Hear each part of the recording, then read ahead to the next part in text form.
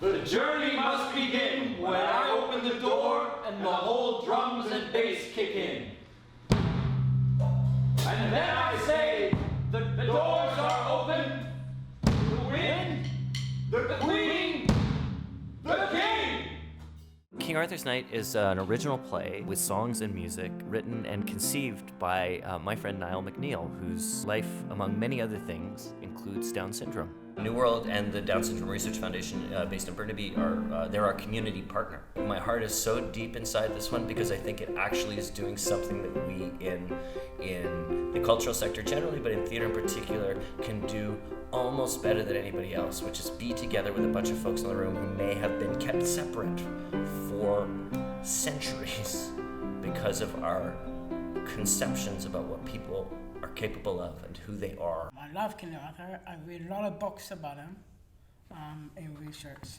Tiffany, Matthew, and Andrew are community actors in the show. We met at the DSRF, and really we just, when we were working with a bunch of different people, we just talked about like, oh, who would be really, do we think would be really into doing the show, really into it, and also be good in the show. This is my own prejudice and my own, that when I met those guys, like, I thought literally never thought they would be capable. To watch professional actors, like huge professional actors in this country, watch those guys and go, oh my God, they're so good at being present in the moment. Like I've spent my whole life, like I'm 65 years old, I spent my whole life trying to figure that out, and they can just do it. The big difference with this project is the time and the space it's demanding. I think there's a different element of listening inside of this process than what I've normally worked inside of. As soon as you have an idea, if you ever say quack, quack, quack, they'll say quack, quack, quack. If you go, if you say apples, horses, cream, they'll do anything. Okay. Ideas get flung around quick in most rehearsal rooms, as they have been in this room, whether it's from the writers or the actors. But we're recognizing there's a different notion of time to process those conversations and to try things. That was one. You need to do about 5 or 6 or 7 or 8 or 9 or 10, depending on how it's going. For this project as well, I've been sitting down with Niall and having him improvise with me and then transcribing the melodies that he sings, because he's quite an amazing singer and improviser.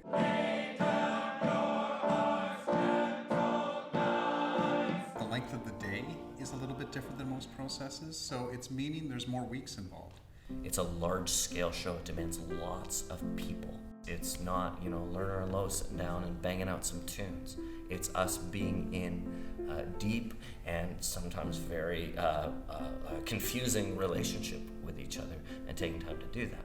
Too often our processes are really tight. They have to be so scheduled so tightly in advance. This one, I'm hearing things and seeing things that I would never, ever expect to see, but only because we have the space and time.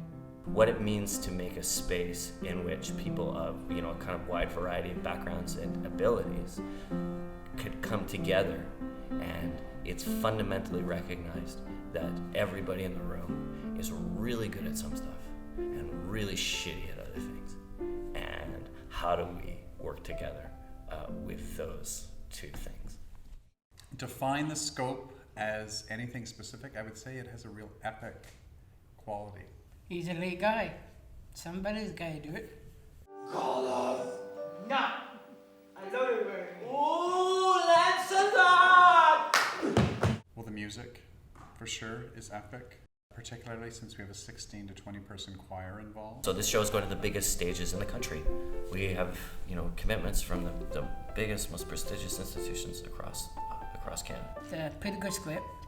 We have good music, and we have good casting stars. The moving around of those beautiful, stunning costumes is epic, and that's a key element in the design, I would say. The design of the show is super high end, and that's critical for us because we do not want people to come to this and be able and go, oh, isn't that nice that they're doing that for those people who are different. Like, that is not what we're doing. We are investing this show with the highest level of kind of like aesthetic refinement of any show I've ever worked on.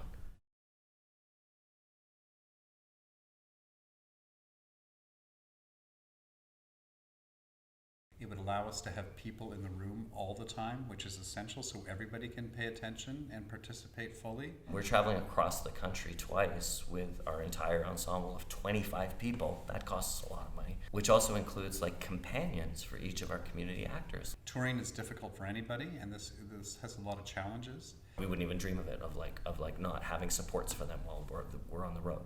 This thing that we're doing is completely new.